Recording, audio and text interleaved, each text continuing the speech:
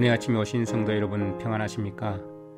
오늘은 시편 88편 말씀으로 하나님의 은혜를 묵상하도록 하겠습니다. 시편 88편 말씀은 고라 자손의 시라고 되어 있습니다. 고라 자손 중에서 에스라인 헤만의 마스길이라고 되어 있죠. 이 에스라인 헤만은 열왕기상 4장 31절에 나와 있는데요. 솔로몬과 아마 동시대에 살고 있던 현자 중에 한 명인 것 같습니다. 마올의 아들이라고 되어 있는데요. 역대상 25장 5절에 보면 왕의 선견자라고 소개하고 있죠. 그러니까 헤만은 지혜자인 동시에 왕의 선견자로 불리는 그런 사람인데 에스라인이라고 오늘 본문에는 표현을 하고 있고요. 다윗의 성가대장 중에 한 명으로 임명받은 사람이죠. 그런데 여기 보면 헤만의 마스길이라는 말은 교훈이라는 뜻이죠. 그러니까 교훈을 위해서 이 찬송을 지어서 많은 백성에게 불리게 한 그런 내용입니다. 그런데 이 내용을 보면 참으로 모든 시편들 중에서 가장 고통과 죽음의 두려움 그런 가운데 간절히 구원을 위해서 부르짖는 그런 상황 가운데 있는데 전혀 응답의 기미가 보이지 않는 그런 가운데서도 계속 부르짖는 그런 모습을 나타내주고 있는데요. 거의 대부분의 시편에서는 그래도 아무리 어둡고 힘들고 고통 가운데 있어도 마지막에는 항상 찬송으로 끝나는데 오늘 이 88편은 그런 찬송도 나타나지 않고 수월, 무덤, 흑암, 깊은 웅덩이, 어둡고 침침한 곳, 죽은 자 중에 던져진 바 되었다 이런 표현들이 가득 차 있죠. 그래서 내용이 가장 슬프고 정말 절망적인 그런 상황 가운데 빠져 있는 그런 시라고 볼 수 있는데요. 너무 어두운 비탄의 시입니다. 죽음이 눈에 보일 만큼 암울하고 힘든 그런 처지에 놓여 있어서 친구들도 다 떠나고 도움을 받을 만한 사람도 아무도 없고 여호와 내 하나님이여 이 말 외에는 어떤 희망도 보이지 않는 그런 시편입니다. 이것을 교훈의 시로 만들어서 노래를 부르게 했다는 것은 의미가 있죠.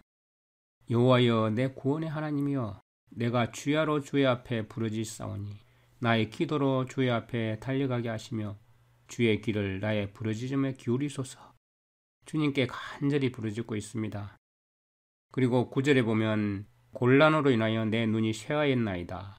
곤란은 억압과 고통을 말하는 단어인데요. 억압과 고통 때문에 내 눈이 쇠하였나이다. 여호와여 내가 매일 주께 부르며 주를 향하여 나의 두 손을 들었나이다. 13절에 보면 여호와여 오직 주께 내가 부르짖사오니 아침에 나의 기도가 주의 앞에 달하리이다. 이렇게 표현을 하고 있죠. 간절한 신음으로 주님 앞에 일말의 희망을 가지고 있는 이런 표현을 하고 있죠. 뒤에 쭉 나오는 내용들이 거의 대부분이 하나님께 간절히 부르짖는 간구인데 하나님께서 지금 이 죽을 것 같은 이 위태로운 상황 가운데 빠진 저를 구원해 주시지 않으면 저는 죽게 될 것입니다. 그렇게 죽고 나면 주님께서 아무리 은혜를 베풀어 주시고자 해도 아무런 소용이 없지 않습니까? 그러면서 호소하고 있는 그런 내용이죠. 3절, 4절, 5절 읽어보면요. 대저 나의 영혼에 곤란이 가득하며 나의 생명은 음부에 가까웠으니 나는 무덤에 내려가는 자와 함께 인정되고 힘이 없는 사람과 같으며 사망자 중에 던지운 바 되었으며 사륙을 당하여 무덤에 누운 자 같으니이다. 주께서 저희를 다시 기억하지 아니하시니 저희는 주의 손에서 끊어진 자니이다. 주님께서 이렇게 은혜를 베풀어 주십시오. 그렇지 않으면 이제 이미 늦어져서 주님께서 더 이상 저희를 기억할 수 없는 상태에 되지 않습니까? 죽고 나면 아무 소용이 없지 않습니까? 이렇게 표현을 하고 있는 거죠. 그러면서 주님의 그 인자하심, 주님의 헤세드에 주님의 그 속성, 주님의 성품을 제가 살아있을 때 증거할 수 있도록 그런 증인이 될 수 있도록 해주십시오. 이런 말로 고백하면서 저를 소생시키고 회복할 수 있도록 정말 구원해 주십시오. 이렇게 하는 간절한 간구의 내용이 담겨져 있죠. 11절부터 보면 주의 인자하심을 무덤에서 주의 성실하심을 멸망 중에서 선포할 수 있으리까? 주님의 그 헤세드를 무덤에서 어떻게 선포할 수 있겠습니까? 주님의 그 성실하심을 멸망 가운데 있는 사람이 어떻게 선포하겠습니까? 이런 뜻이죠. 흑암 중에서 주의 기적과 이점의 땅에서 주의 공의를 알 수 있겠습니까? 사람이 죽어서 가는 그 서울에서는 그 죽음의 장소, 무덤에서는 하나님과 단절된 곳이지 않습니까?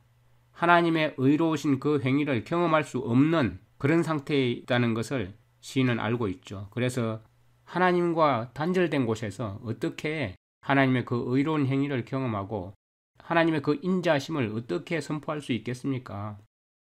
이 11절에 나오는 것처럼 이 세상에서 삶을 살아갈 때 하나님의 그 역사와 의로우신 그 행위를 체험할 수 있게 해달라는 그런 의미를 간절히 간구하고 있죠. 죽으면 더 이상 기회가 없습니다. 우리가 이 땅에 살아있을 동안 주님의 은혜를 구해야 하는 것입니다.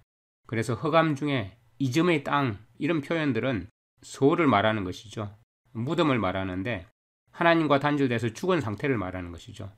소홀의 특성은 그곳이 어두운 곳이라고 욥기 같은 데 표현이 되어 있고요.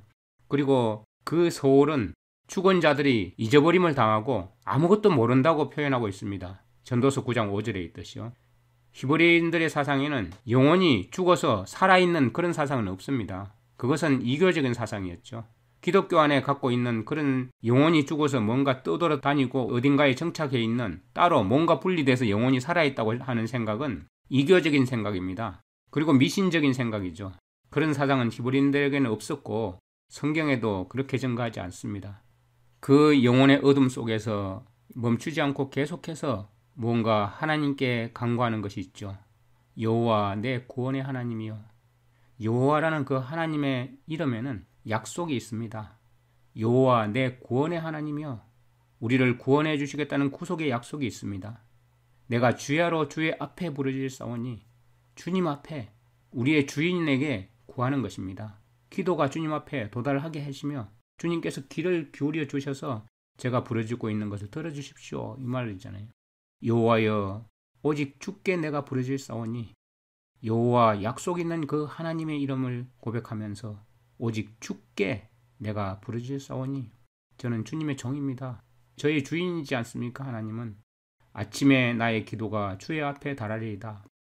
이 시인의 처지가 정말 암울한 가운데 있지만 여호와 내 구원의 하나님이여 이 외침 속에 실제로는 내용이 역전되고 있죠. 반전이 이루어지고 있습니다. 아무리 내 형편이 절망적이고 아무리 내 병이 나을 수 없는 희망이 보이지 않는 그런 상태에 있다고 하더라도 나에게는 구원의 하나님이 계십니다. 그런 확신 속에서 다시 살게 하시고 일어서게 해주실 것을 믿고 있죠. 별은 밝은 낮에는 보이지 않죠. 그렇지만 아주 어둠 속에서 보면 밝게 빛나기 시작합니다. 어제 저녁에 제가 하늘을 쳐다보는데 너무도 찬란한 별들이 저 별을 아브라함이 보았겠구나 하는 생각을 하게 되었습니다. 너무나 촘촘히 박혀있는 그 밝은 빛을 내는 그 별들, 모래알 같은 그 별들, 낮에 태양빛 가운데서는 보이지 않던 그 별이 깜깜한 어둠 속에서 보니까 너무나 잘 보였습니다. 인생의 어둠이 깊을수록 우리에게 선명하게 하나님의 약속이 보일 수 있는 것입니다. 실제로 우리가 고난 중에서 부르는 찬송은 천사도 할 수 없는 것입니다. 사람의 경험은 천사가 할 수 없는 경험입니다. 죄인이 하나님을 더 깊이 알 수 있는 것입니다. 그런데 천사는 죄 지어본 경험이 없기 때문에 하나님의 그 은혜를 사람보다 더 모를 수밖에 없죠. 천사에게는 고난이 없기 때문에 그 아름다운 찬송, 모세의 찬송, 어린 양의 찬송을 부를 수 없는 것입니다. 실제로 죽을 것 같은 그런 현실 속에서 되돌아보면 아직 죽지 않았다는 사실을 발견한 이 시인, 이미 무덤에 내려가 있는 자처럼 되어 있고 사망자 중에 던지운 바 되었고 사륙당하여 무덤에 누운 자 같은데 가만 보니 아직까지 살아 있습니다. 무덤 속에 있지도 않고 아직 살아서 육체 가운데 있는 것이죠. 비록 죽음이 임박해 있긴 하지만 하나님이 오셔서 구원해 주시기를 계속 기도하고 있는 이 시인의 모습을 볼 수 있지 않습니까? 그래서 성경에서는 이스라엘 백성이 아침에 하나님께 요청을 간구하는 그런 내용이 많이 언급되어 있습니다. 특히 시편에 많이 언급되어 있죠. 여호와여 오직 주께 내가 부르짖사오니 아침에 나의 기도가 주의 앞에 달하리이다. 왜 아침에 달한다고 합니까? 실제로 하나님께서 창조하신 그 창조 세계를 보면 저녁부터 그 낮을 하루라고 시작합니다. 그래서 시작이 저녁부터입니다. 저녁이 되면 아침이 되니. 그런데 너무나 은혜로운 것은 우리가 저녁부터 시작인데 하루가 시작하자마자 우리가 어떤 일을 하지 않습니다. 그 저녁에는 평안히 주님의 품 안에서 쉼 가운데 푹 자고 아침에 일어나서 이제 살아있는 역동력을 가지고 하루를 시작합니다. 하루의 일과를 시작합니다. 아침이나 이 새벽은 밤에 잠을 자고 안식하고 난 후에 일어나서 하루의 일과를 시작하는 처음 시간이라는 의미에서 아주 귀한 의미를 지금 부여하고 있죠. 아침에 나의 기도가 주의 앞에 달하리이다. 이 역사는 하나님께서 6일 동안 창조하시고 6일째 마지막 날 사람을 창조하셨습니다. 사람은 창조되자마자 그 다음날 안식일에 푹 쉬었습니다. 주님 안에서 쉬었습니다. 사람은 창조되자마자 땀을 흘려 일한 것이 아니고 하나님의 은혜 가운데서 하나님의 안식 가운데서 우리에게 쉼을 주시는 그 하나님 안에서 안식을 하고 일주일을 시작하는 것이었습니다. 이것이 얼마나 큰 은혜인지요. 우리에게 하루가 시작되는 저녁 해질 무렵이 우리의 일상이 아니라 푹 자고 우리의 생명력이 다시 회복되고 우리의 세포가 충전되어서 그 힘을 가지고 또 하루를 일과를 시작하도록 해주신 이 은혜가 얼마나 큰지요. 그래서 지금 또 하루를 살게 하심은 주님의 그 구원을 보기 위함입니다 하는 고백을 하고 있는 것이죠.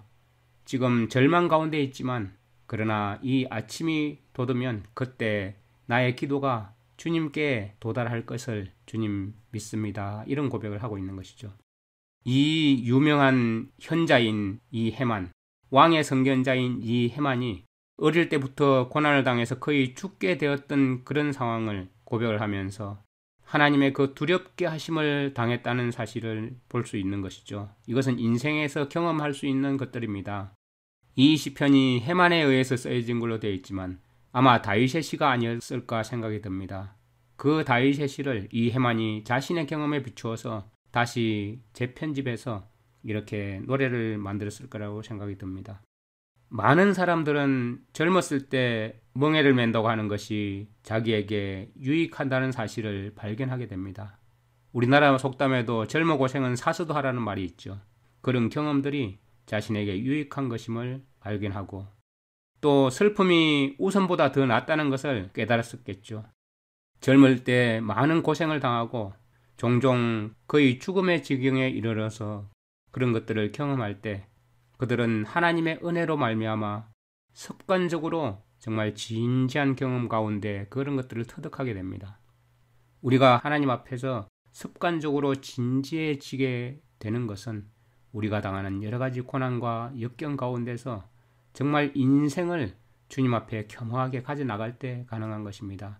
그러할 때 우리는 주님 앞에 진지하게 우리 자신을 살펴보게 되고 그런 것들을 습관적으로 하나님의 은혜를 경험하게 하는 아주 귀한 기회가 된다는 것입니다.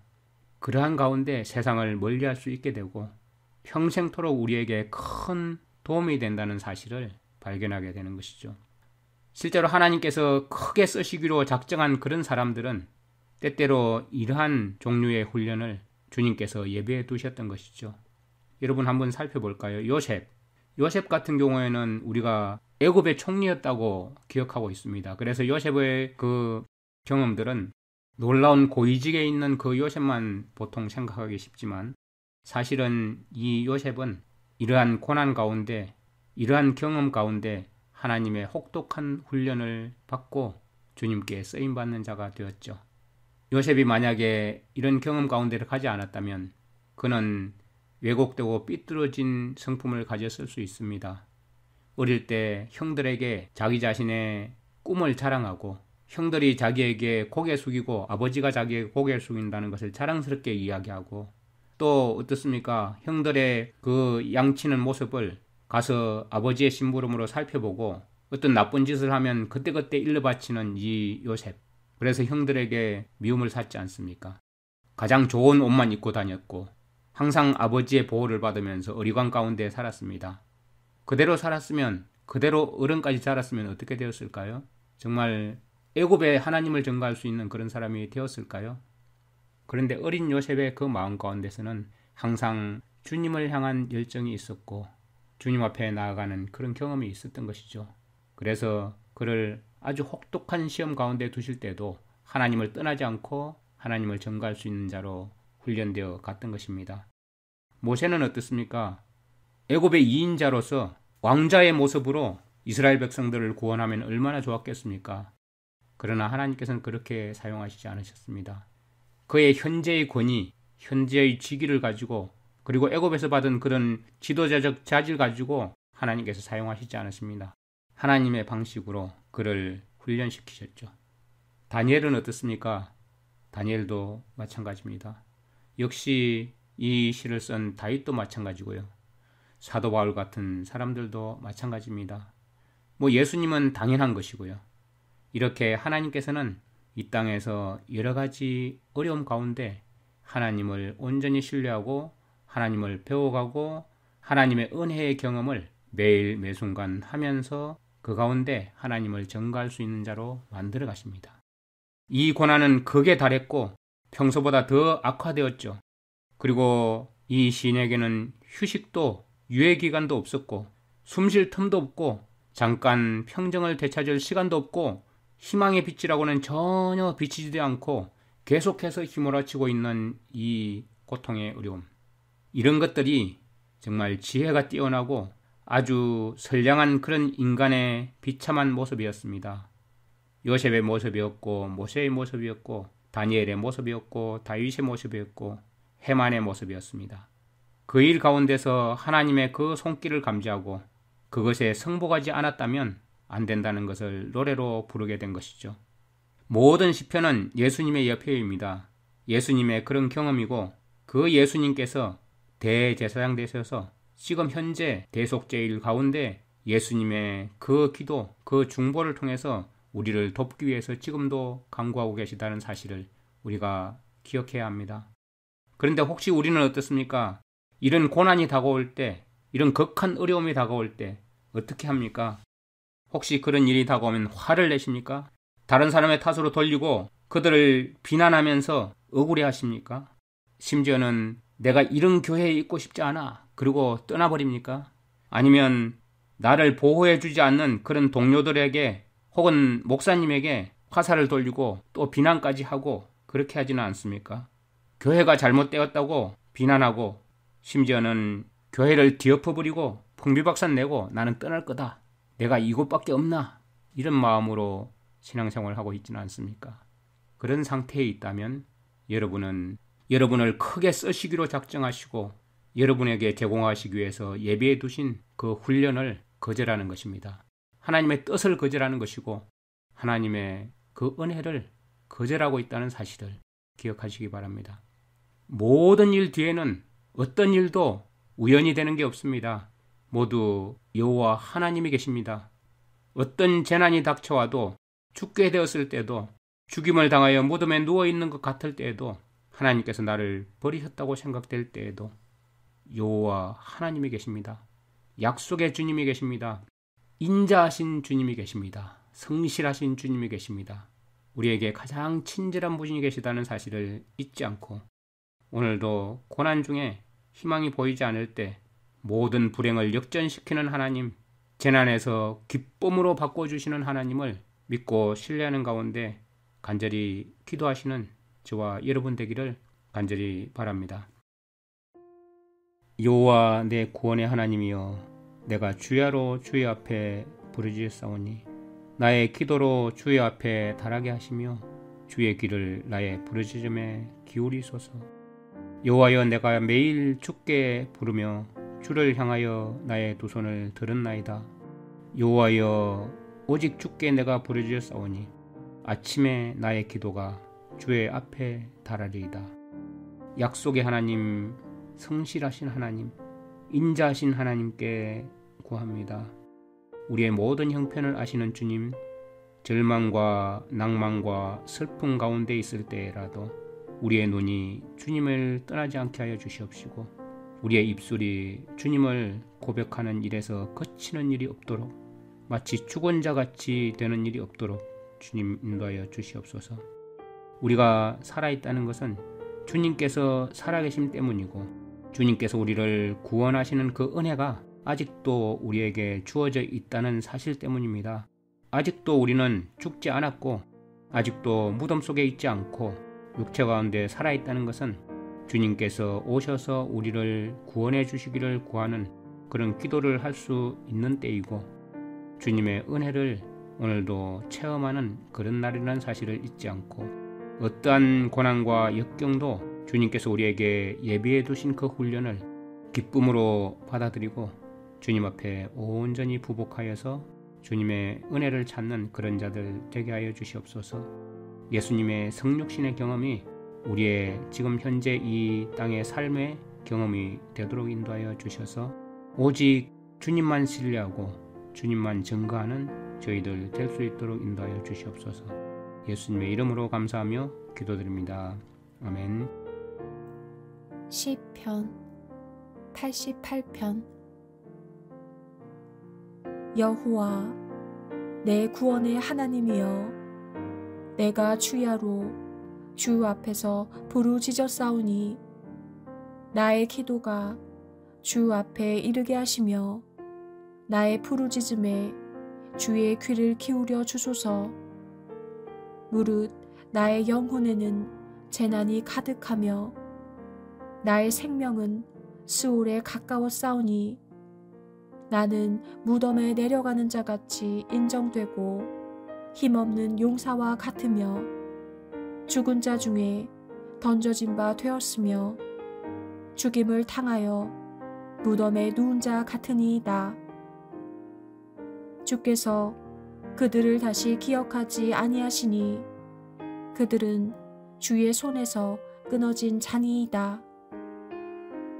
주께서 나를 깊은 웅덩이와 어둡고 음침한 곳에 두셨사오며 주의 노가 나를 심히 누르시고 주의 모든 파도가 나를 괴롭게 하셨나이다. 셀라. 주께서 내가 아는 자를 내게서 멀리 떠나게 하시고 나를 그들에게 가증한 것이 되게 하셨사오니 나는 갇혀서 나갈 수 없게 되었나이다. 곤란으로 말미암아 내 눈이 쇠하였나이다. 여호와여, 내가 매일 주를 부르며 주를 향하여 나의 두 손을 들었나이다. 주께서 죽은 자에게 기이한 일을 보이시겠나이까? 유령들이 일어나 주를 찬송하리이까? 셀라. 주의 인자하심을 무덤에서 주의 성실하심을 멸망 중에서 선포할 수 있으리이까? 흑암 중에서 주의 기적과 이즘의 땅에서 주의 공의를 알 수 있으리이까? 여호와여, 오직 내가 주께 부르짖었사오니 아침에 나의 기도가 주의 앞에 이르리이다. 여호와여, 어찌하여 나의 영혼을 버리시며 어찌하여 주의 얼굴을 내게서 숨기시나이까? 내가 어릴 적부터 고난을 당하여 주께 되었사오며 주께서 두렵게 하실 때에 당황하였나이다. 주의 진노가 내게 넘치고 주의 두려움이 나를 끊었나이다. 이런 일이 물같이 종일 나를 애우며 함께 나를 둘러쌌나이다.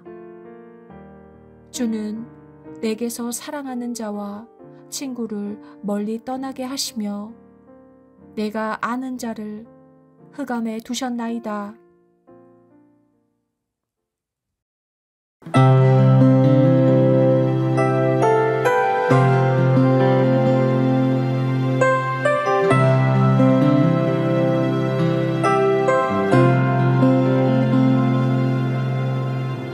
사방이 가로막혀 절망하는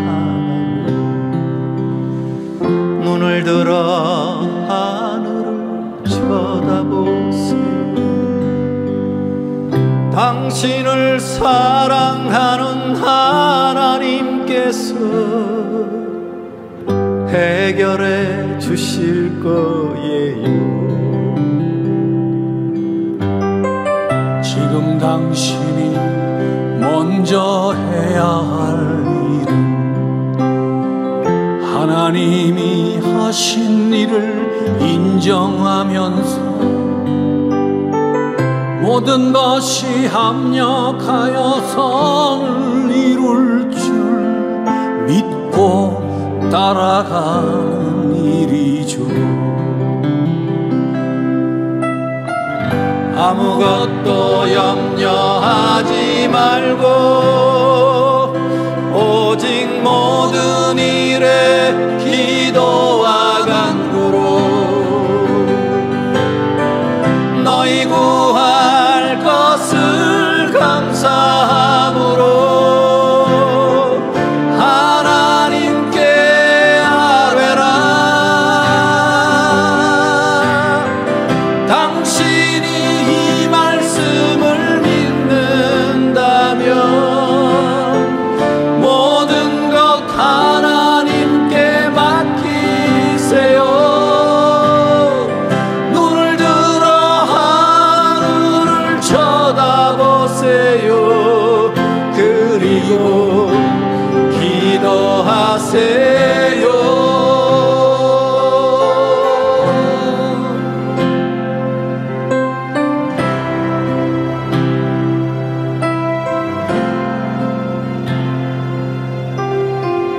끝없는 고난으로 울고 있나요?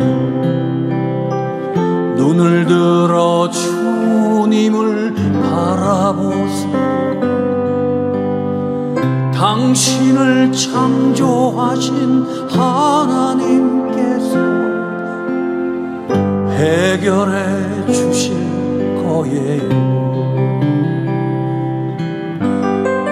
지금 당신이 먼저 해야 할 일은 하나님이 하실 일을 신뢰하면서 모든 것이 합력하여 선을 이룰 줄 믿고 순종하는 일이죠. 아무것도 염려하지 말고 오직 모든 일에 기도와 간구로 너희 구할 것을 감사함으로 하나님께 아뢰라. 하나님의 이 약속을 믿는다면 모든 것 주님께 맡기세요. 눈을 들어 주님을 바라보세요. 그리고 감사하세요. 하나님의 이 약속을 믿는다면 모든 것 주님께 맡기세요. 눈을 들어 주님을 바라보세요.